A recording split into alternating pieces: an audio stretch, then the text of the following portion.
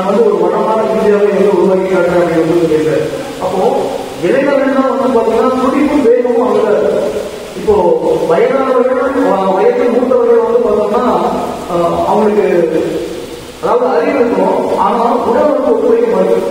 காரணம் என்னன்னா வயது முதிர்வு காரணமாக இயல்பாக தோன்றக்கூடிய அந்த முதுமையும். அப்போ வேகமும் ஆற்றலும் இளைஞர்கள் வந்து பார்த்தீங்கன்னா இளைஞர்கள் தான். அப்போ இளைஞர்கள் இருந்தாலும் சரி அங்க வந்து பார்த்தீங்கன்னா ஒரு துடிப்பும் வேகமும் ஆற்றலும் இருக்கும். இப்போ நமக்கு வந்து பார்த்தீங்கன்னா இளைஞர்களாகிய உங்களுக்கு இந்த நான் பேசுறது கேட்கணும்.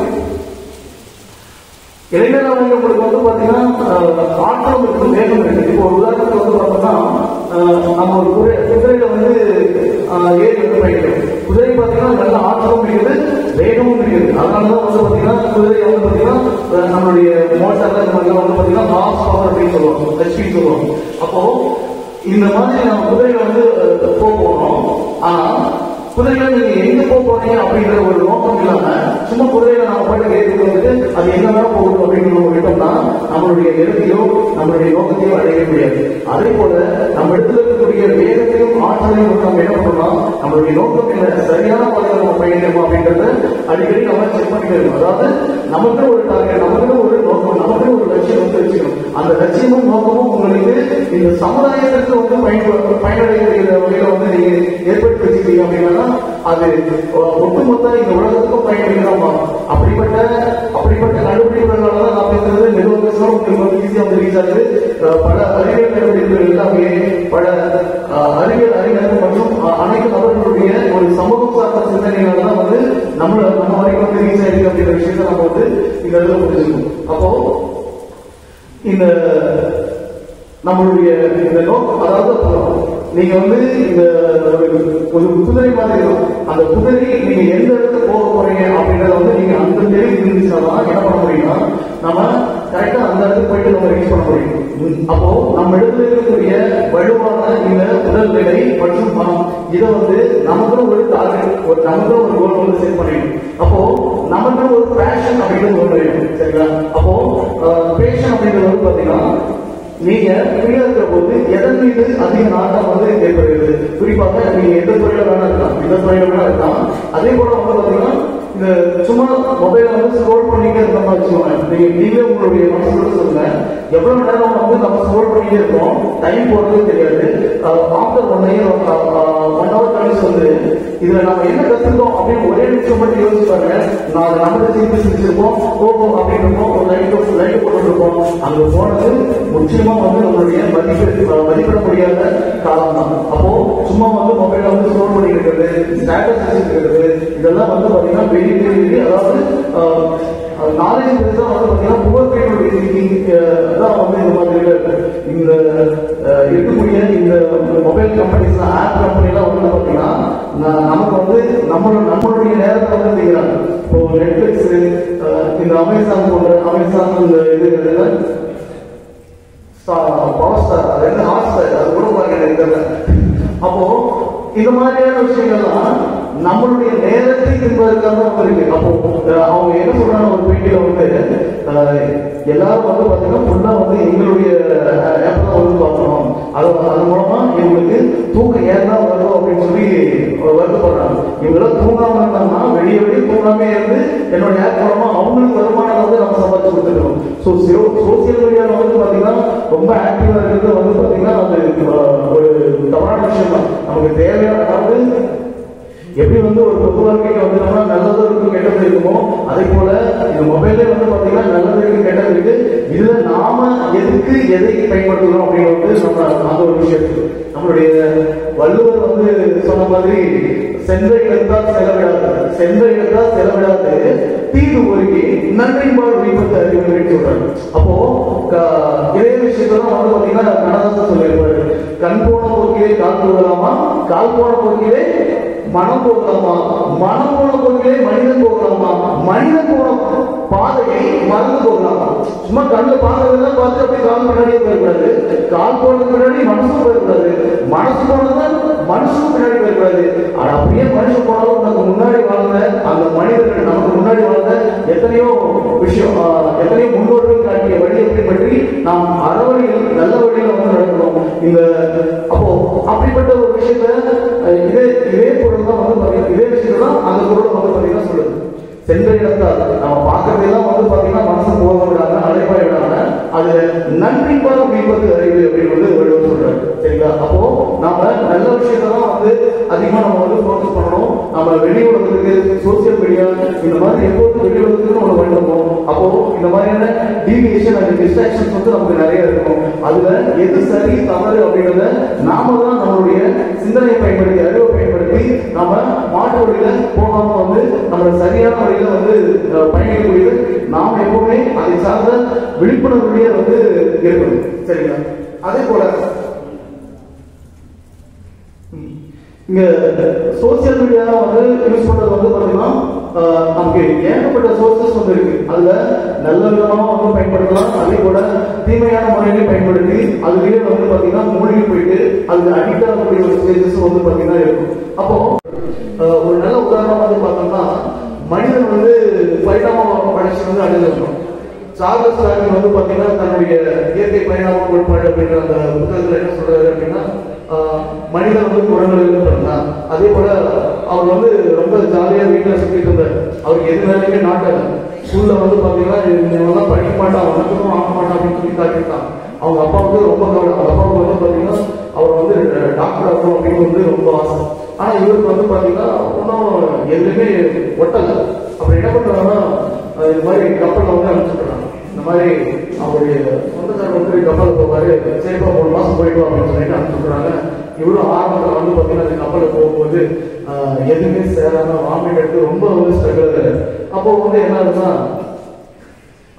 அப்புறம் தான் வந்து பாத்தீங்கன்னா என்ன பண்றாங்க, சும்மா வேடி பார்த்து இல்லைங்களா, அந்த மாதிரி பார்க்கும்போது தான் ஒரு தீவுக்கும் ஒரு கப்பல் வந்து பாத்தீங்கன்னா பல தீவுகளை கடந்த போது அப்போ ஒரு தீவுல இருக்கக்கூடிய கொக்கினுடைய முக அமைப்பும் மற்றொரு தீவுல இருக்கக்கூடிய கொக்கினுடைய முக அமைப்பும் வந்து பாத்தீங்கன்னா மாறுபடுது.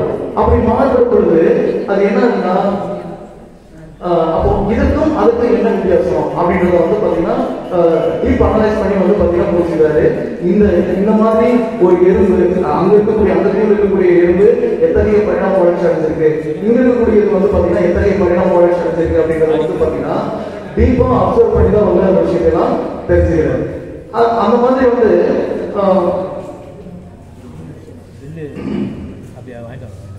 இந்த அந்த மாதிரி பரிணாம கோட்பாடு அப்படின்றது வந்து சொல்றது. அப்போ குரங்கிலிருந்து தான் வந்து மனிதன் பிறந்தான் அப்படின்ற ஒரு விஷயத்த வந்து பாத்தீங்கன்னா முதல்ல சொல்றாரு. அதற்கு வந்து பாத்தீங்கன்னா ஒரு சயின்டிபிக்கா ஒரு சில விஷயத்தை எடுத்துக்கிறாரு. அது என்ன அப்படின்னா நீங்க ஆரம்பத்தில் பார்த்துருப்பீங்க இந்த குரோமல் கான்ஸ் யாடுறதாரு, அதே போல ஹோமோசெக்சுவல் போன்ற இந்த நம்மளுடைய ஆதி மனிதர்கள் வந்து பாத்தீங்கன்னா அவர்களுடைய தாடைகளை ரொம்ப பெருசா இருக்கும். காரணம் என்ன அப்படின்னா அவர்கள் பச்சையான மாமிசத்தை வேட்டையாடி உண்டார்கள். அவங்க வந்து பாத்தீங்கன்னா சமைத்து வேக வைத்து உண்டார்கள். அப்போ எப்போது மனிதன் வந்து நெருப்பை கண்டறிந்து அந்த நெருப்பு கண்டறிந்தது கூட பாத்தீங்கன்னா ஒரு ஆக்சிடென்டா தான் வந்து நிகழ்ந்த ஒரு விஷயம் தான். அப்போ எப்ப வந்து நெருப்பை கண்டறிந்து சமைக்க துவங்கி அதை சாப்பிட ஆரம்பிச்சாரோ அதுக்கு பிறகுதான் வந்து என்னாச்சு அப்படின்னா அவங்க வந்து பாத்தீங்கன்னா இந்த இவ்வளவு பெரிய தாடையினுடைய தேவை வந்து குறைவாக தேவைப்படுச்சு. அதனால வந்து பாத்தீங்கன்னா அது இருக்கக்கூடிய நவீன கால மனிதர்களுக்கு இந்த தாடையானது சுருக்கத்திற்கு காரணம் வரும். இப்போ பார்க்க ஒரு விஷயம் என்னன்னா அந்த மாதிரி ஒரு சிட்டுக்குருவி வந்து பாத்தீங்கன்னா ஒரு கூடு கட்டுது அப்படின்னா 15 மில்லியன் ஆண்டுகளுக்கு முன்னாடி எப்படி ஒரு சிட்டுக்குருவி கூடு கட்டிடுச்சோ இப்போ வரைக்கும் அது அப்படிதான் வந்து கூடு கட்டும். சரிங்களா? அதே போல எந்த உயிரினங்களா இருந்தாலும் சரி, உதாரணத்துக்கு வந்து பாத்தீங்கன்னா ஒரு புலி இருக்கு அப்படின்னா ஒரு புலி வந்து பாத்தீங்கன்னா தன்னுடைய குட்டிகளுக்கு என்ன பண்ணுவோம்னா நம்மளுடைய எதிரிகள் வர்றாங்க பதிங்கிரு இப்பதான் பாயணும் அட்டாக் பண்ணு அப்படின்னு சொல்லிட்டு ஒவ்வொரு உயிரினங்களுமே வந்து பாத்தீங்கன்னா என்ன பண்ணுன்னா தங்களுடைய நிலையிலிருந்து பரிணாம வளர்ச்சி அடைய முடியாது. காரணம் என்னன்னா அதுக்கு முகுபடி தெரியாது. சரிங்களா? அப்போ நம்ம இந்த பரிணாம வளர்ச்சி அடைவதற்கு முக்கியமான ஒரு காரணம் என்ன அப்படின்னா இந்த புத்தகங்கள் தான். புத்தகங்கள் தான் வந்து பாத்தீங்கன்னா இப்போ வந்து நம்மளுடைய இப்போ ஒரு 60 வயசு இருக்கக்கூடிய ஒரு ஆசிரியர் ஒருத்தர் இருக்காரு, 60 வயசு இருக்கக்கூடிய ஒரு புத்தக ஆசிரியர் ஒருத்தர் இருக்காரு அப்படின்னா அவர் வந்து பாத்தீங்கன்னா தன்னுடைய அனுபவங்களை எல்லாம் தன்னுடைய புத்தகத்தை வந்து சொல்லுவாரு. அப்போ அந்த புத்தகத்தில் இருக்கக்கூடிய விஷயம் எப்படிப்பட்டதா இருக்கும் அப்படின்னா அவருடைய 60 வருட வாழ்க்கையை வந்து நம்ம சொல்லுவோம். இப்ப படிச்சவங்களுக்கும் படிக்காதவங்களுக்கும் இருக்கக்கூடிய முக்கியமான வித்தியாசம் என்ன? படிச்சவங்களுக்கும் படிக்காதவங்களுக்கும் இருக்கக்கூடிய முக்கியமான வித்தியாசம் வந்து பாத்தீங்கன்னா படிச்சவங்க கண்டிப்பா வந்து பாத்தீங்கன்னா அவங்களுக்கு வந்து பல்வேறு ஆசிரியர், அதாவது பல்வேறு நூல்களுடைய அனுபவங்களுடைய தொகுப்பாக தான் வந்து அங்க படிக்கிறாங்க. ஆனா படிக்கிறவங்க வந்து பாத்தீங்கன்னா என்ன பண்ணுவாங்க, எல்லாத்தையும் தன்னுடைய சுய அனுபவத்தின் மூலமா மட்டும்தான் தெரிஞ்சுக்க முடியும். அப்போ படிச்சவங்களுக்கு படிக்காதவங்களுக்கு இருக்கக்கூடிய ஒரு முக்கியமான வித்தியாசம் வந்து பாத்தீங்கன்னா, இவர்கள் பல நபர்களுடைய அனுபவங்களுடைய தொகுப்பை வந்து நம்ம புத்தகத்தின் வாயிலாக படிச்சிருக்கிறதுனால அந்த புத்தகத்தின் மூலமாக நம்ம பல விஷயத்தை வந்து தெரிஞ்சுக்கிறோம். நம்ம அந்த அதாவது ஒரு ஒரு ஆசிரியருடைய ஒரு 60 வயசுல வந்து ஒருத்தர் வந்து புக் எழுதுறாருன்னா அவருடைய 60 வருட நம்ம வாழ்க்கையை வந்து பாத்தீங்கன்னா அந்த புத்தகத்தின் மூலமாக வாழ்ந்து நம்ம தெரிஞ்சுக்கணும். இதே படிக்கிறவங்களுக்குன்னா அந்த அனுபவம் வந்து பாத்தீங்கன்னா கிடைக்காது. கலாச்சாரம், நம்மளுடைய தமிழனுடைய தொன்மை என்ன, நம்மளுடைய பண்பாடு என்ன, நாகரிகம் என்ன, அக வாழ்க்கை எப்படி இருந்துச்சு, புற வாழ்க்கை எப்படி இருந்துச்சு, இந்த விஷயம் தான் வந்து தமிழ்நாட்டில் சேவையாற்றக்கூடிய மக்களுக்காக சேவையாற்றக்கூடிய நமக்கு கண்டிப்பா தெரிஞ்சிருக்கணும் அப்படின்னு சொல்லிட்டு கவர்மெண்ட் வந்து எக்ஸ்பெக்ட் பண்றாங்க. அதே போல பார்த்தோம்னா ஒரு பொலிட்டிக்கல், அதாவது அரசியல் அறிவு, அரசியல் அமைப்பு வந்து பாத்தீங்கன்னா இந்த ஒரு சாதாரண குடிமக்களுக்கான ஒரு அரசியல் அறிவு வந்து எப்படி இருக்கணும், அதே போல இந்த ஒரு அரசியல் சம்பந்தமான அப்போ நம்ம நாட்டில் இருக்கக்கூடிய உயர்ந்த பதவிகள்லாம் என்னென்ன, அந்த உயர்ந்த பதவிகளில் யார் யாருக்கு என்னென்ன பவர் இருக்கு, யார் யாருக்கு என்னென்ன அதிகாரம் இருக்கு, இதை சட்ட ரீதியாக எப்படி சொல்றாங்க, சட்டத்தில் எப்படி இந்த விஷயத்தை கொண்டு வந்திருக்காங்க, இந்த மாதிரி விஷயத்தெல்லாம் வந்து பாத்தீங்கன்னா அரசியலமைப்பு ரீதியா வந்து நம்ம கண்டிப்பா வந்து அதை படிச்சு வச்சிருக்கணும். காரணம் என்னன்னா, நாளைக்கு நீங்க கவர்மெண்ட் ஆபீஸ்ல வந்து ஒர்க் பண்றீங்க அப்படின்னா அங்க யார் வேணா வந்து உங்ககிட்ட வந்து ஆக்சஸ் பண்ணுவாங்க. அதாவது படிக்காத ஒரு அம்மாவும் வருவாங்க, படிச்ச பெரிய ஒரு லாயரோ அட்வொகேட்டோ கூட வந்து வருவாங்க.